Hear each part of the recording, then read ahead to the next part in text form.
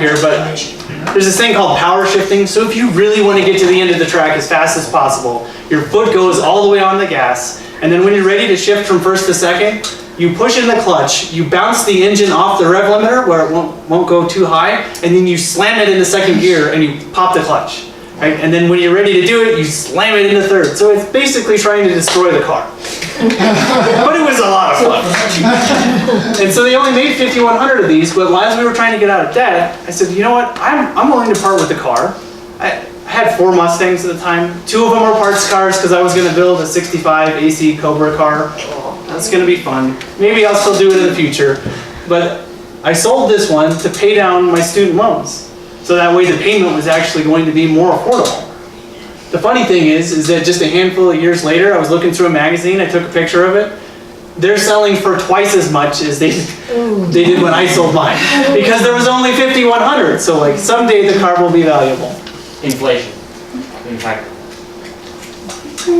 Yeah. The other thing was the recession. Right? Nobody had any money for toys. Right. But yeah, but that's okay. So we talked a little bit here about income. I just want to double check on time. So we're 8:21. When's our ending time? Can we do 9? 9. Oh, we'll definitely be done by 9. Okay. Do we need to take a break? Oh, we're I good. could go all Are we going? Yeah. Oh, there we go. We're going to midnight. This is entertaining. This is entertainment for the week. The free spirits win. But only if you get back to spreadsheets. Yeah. Right, yep, free entertainment, right? Why do we need to go to the movies? We can invite Justin over and you can show off some spreadsheets. We'll get to pivot tables next. So on the income side of the equation, right? Is it money is the root of all evil? Yes. Oh, see, look, I didn't have to go very far. You're already like one step above my speaking. So, can you say it again for me? It's Kennedy, right? Yeah. The love of money. Did everybody hear that? Yes. It's the love of money. Jesus talked a lot about crazy people and their money, the things that they were doing wrong with their money. There's a story that he tells about a guy who goes, my barns aren't big enough and I have such a great crop, let's tear them all down and we'll build some bigger ones. And then it ends with God coming to him and saying, that's really fantastic. You're coming to heaven tonight. Glad you wasted your time. Right? There's definitely a story in that for all of us. If we love money, that's a problem. Right? There's a heart issue in loving money. But we all are going to use money on this side of heaven. Right? I haven't been to heaven. I don't know if I pay with a gold bar for anything. That'd be pretty cool. But I would like to take the no. So if you are faithful in little things, you will be faithful in large ones. But if you are dishonest in little things, you won't be honest with greater responsibilities. So Rick, as an executive in your time in corporate America, I'm going to give you 2 different people. One of them struggles to pay their bills, always shows up late, and has a million excuses as to why they didn't get their job done. Right? The other person shows up early, stays late, works super hard, and doesn't bring a bunch of personal garbage into the workplace. Which one of those 2 people are going to be promoted to a manager? Well, the second one, right? Yeah. All day long. All day long. Right? So what do we learn in that, as younger people? Like, everybody in here has the opportunity to earn a great living in this country. It is an amazing country. Amazing opportunities that people don't have in other countries. I was talking recently to a friend who's from India. Her love for the word was totally different than I have seen anywhere in our church. It was, if I could get scraps of piece of paper, because in her family, when she grew up, she wasn't allowed to have a Bible, right? That it wasn't an acceptable thing to be a Christian. And so listening to her tell her life story about how important these scraps of the scriptures were, right? It was a very, very valuable commodity to her. Right? And here it's like, oh, I've got like 3 different apps on my phone. Which version of the Bible do you want? But as that ties back into launching into this world, you guys get to choose. If you want to work at the bottom your whole life, you can do that, and that's okay. right? But if you want to grow and get promotions and have greater opportunities, if you want to have more responsibilities, you have to be faithful in the small things.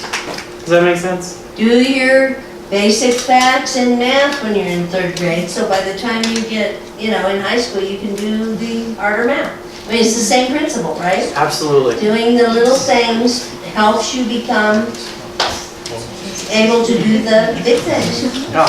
And I never really consider myself a super smart person. I'm a very regular guy. Like, most of my friends had scholarships and ACT scores way higher than mine. That's okay. Part of my deal was in reading comprehension. If I had been given something interesting to read, I would have comprehended it. And I could have told you anything about it. Right? But when I'm sitting there taking the ACT, and I'm like, I don't care about Jim and Sally and whatever they're doing, and I've thought about 100 different things by the time I get to the end of the paragraph, and I go, yeah, I don't know what it said. Just mark some answers, right? Yeah, but if I had a stronger foundation in reading and understanding, hey, this is just a tool that I'm taking the next step. Right? Because then I'm going to read things that are really important, and I'm going to write things that are important. So communication skills are very important. But does this make sense with the little and the big? Right? But you guys get to choose what kind of future you want. There's a beautiful picture in Mark 4. Right? There's, oh, God's going to bless me, or oh, He's not blessing me. There's kind of this dual thought on how God works in our lives. But in Mark 4, Jesus tells a story about a farmer who's out doing his deal, right? He's sowing seeds. His job is to sow the seeds. He has no idea how the plant grows, right? First, there's the piece of grass, and then you get the head of wheat, and then he comes back. Oh, have you read this one before? Yeah, sure. Do you want to teach this one? No. I'm just kidding. I'm just kidding. So, the farmer has no idea how the plant grew, right? But the farmer gets to come back and do the harvest. And so I think there's a beautiful picture in that parable in Mark 4 that talks about our part and his part. If we don't get up and go scatter some seeds, nothing is going to grow. So, yes, God can bless us and He can do amazing and abundant things, but we do have a role in our futures as well. I guarantee you, if you sit on your couch and you do nothing, that's exactly what you're going to get. Right? There's the sowing and reaping that happens in His kingdom and here now. Does that make sense? Absolutely. Am I crazy? Probably. Yeah. So in our jobs, we can deliver pizzas. We can mow lawns, we can clean houses. We were talking about raking leaves earlier. There's definitely a difference between a job and a career. You guys follow me on that one? What would be an example of a job that's not already on the screen? Dog walking. Dog walking. Dog picking up poop. Picking up that poop. That's right. Career would be a veterinarian. Newspaper delivery. Newspaper delivery. Yeah. I mean, there's good things there. Absolutely. What about careers? Can we get some examples of careers? Modern workplaces are, presidency. I love that one. I want to do that. I mean, half of locations you see at, application, come and see the manager for application, we're hiring sign. Yeah. Marketing. Marketing. Yes. That's a great one. Nursing. Nursing. Teaching. Teaching. Yes. You can start your own business. Engineer. You can start your own business. I love it. Engineers. Yes, engineers make great money. So, this is the beautiful part about being a parent, like on this side, is I get to look at my kids and go, God has given you skills, gifts, and abilities that make each one of my kids different than everybody else, different from each other. So my pleasure will be pulling out of them what those gifts are and what types of work they would be well suited to do. Does that make sense? Not everybody's going to be an engineer.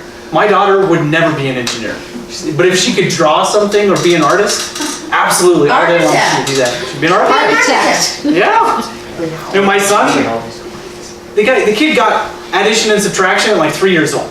We were playing with Hot Wheels. He said, how many cars do you have? 5. I said, great. What if I take away 2? 3. Okay, what if we add 4? It's like, he just got it. I mean, numbers were easy for him. I said, buddy, you could be an engineer, you could own your own business, whatever it is. Like that's the fun part about being a parent and working with your kids to help see them go. What do you got, Mike? Nothing. No, you're already doing this. You can't get out of that. Yes. Yes? Jesus, I agree. So we learned new skills. I thought this was fun. I had to throw the YouTube in there, right there. I recently replaced the blower motor on my furnace because I watched a YouTube video. It was $650 for somebody to come out and fix it. It was $180 for the part. And 5 minutes on YouTube. Like, yeah, there we go, saving some money. Now, if you were there during the time, the story does not unfold quite that nicely. The little squirrel cage that actually moves the air was very adhered to the motor. So I beat on it with a sledgehammer. It's still actually, no, that's okay. They've healed up a little bit. I was bleeding for a little while. And my wife came down, how's it going? It's like not the great question to ask when things are like veins popping out of your head. Why did I do this? I could have just paid somebody. So when Rick's bent over tiling this, I'm not supposed to stand behind him going, this is beautiful, we could do the bathrooms upstairs. That was wrong? I was No, that was great. Yeah. Let's keep it working. So it ended up that I had to take it out to my garage and I got my little air chisel. So I turned on my compressor and I'm blasting it with this air chisel and eventually I got it out. The fun part is that I mushroomed the top of this rod so it couldn't get through. And then there was like another visit from my wife. How's everything going? I hear the compressor making all kinds of noise. I get out my grinder. It's woo! It's just making crazy noises out in the garage. So you can only imagine my wife's like, I hope he's okay out there. But ultimately it came together. It wasn't that big of a deal. I also recently replaced the power steering pump on my mother-in-law's car. So I messed around with it for about 3 hours, figuring out how it works. And then I watched a YouTube video and then did the whole thing in an hour. Interesting. So there's this lynda.com. It's actually a piece of LinkedIn where you can go and get training. Is this sponsored too? No. Probably should be. How about Girls Who Code? This is cool. Do you know what it is? Yeah? What is it? Sorry, okay, it's okay. I didn't mean to put you on the spot. You put in a presentation, you didn't know what it was? I thought you did. No? Oh, now I'm in trouble. No, so Girls Who Code, there's a lady who's got a beautiful TED Talk on women in the workplace. And how it's not necessarily an equal playing field. It's way better now than it was 50 years ago, right? Thank God for that. Is it totally even now? No. But seeing what was, and let me paint the picture this way. If there's a guy who's applying for a job, if he meets like 50% of the job description, he goes, yep, like I can do that. For ladies, it's like, if I don't meet 90% of this job description, I'm not applying for it. I'm not qualified. Right? So this is a part of the TED Talk. Rick, in your time in the corporate world, did anybody ever meet 100% of the job description? Never. Never. How often? So in the range, you probably had some at like 80, right? Right. Did you ever hire somebody at 30? Yep. And so why would you hire them at 30? They had potential to grow. They had potential to grow. I was talking to a hiring manager or director who said, I hired a sales or a project manager who only had 30% of the job description. And I hired her because she brought skills, gifts, and abilities to my team that my team didn't have. So he's willing to say, I'll train her on this stuff because she brings something that's so much more valuable to my team. So I hope, ladies, what you're hearing in that is be encouraged. Like, try things that are maybe outside of your comfort zone. And so this Girls Who Code deal, so she set up training so these ladies can come in, they learn how to do coding. In like 6 months, they're out making $60,000, $70,000, $80,000 a year off of 6 months of training. Mike, there's hope for me. Oh, yeah, do I gotta turn it on first? Yeah. Step one, turn it on. Oh, God. But it's interesting. So Dan Miller wrote a book called 48 Days to the Work You Love. And it really ties back into God has made you in a very unique way. Like, you all have skills, gifts, and abilities that other people don't have. So as you tap into those things and you look at careers that work well with your personality type and your gifts, you'll have an opportunity to earn more throughout your lifetime. if you're gonna work for 30, 40 years of your life, if you hate what you do on year 2, it's not going to get any better, right? Chick-fil-A is great, but do you want to do Chick-fil-A for the next 40 years? Do you, Jonah? No. He wants to start his own Maybe you have your own Chick-fil-A restaurant, that'd be pretty cool. But just serving up chicken sandwiches, you could, and that'd be okay. But you may set your sights a little higher. Doesn't get a good enough pay. Not good enough pay. Nope. No? Thanks for warning me. You're welcome. Hey, but enjoy while you got it. Good flexibility. And you don't have to work on Sundays. That's This is right. true. Yeah. So careers, I figured one of the great things is we're talking about income. There's a government website, it's the Bureau of Labor Statistics. So if there's a job like nursing that you're interested in, well, number one, we have 2 people that we can connect you with right now. I'm sure they'd be willing to talk to you. Right? Any potential nurses? Caleb was like, I don't know. You? No? You? Yeah, but that's the point. You do need to network and see the other people who are working. And then you can go out to sites like this. It's pretty hard to see on this slide. The median pay for a financial analyst in 2017 was $84,300.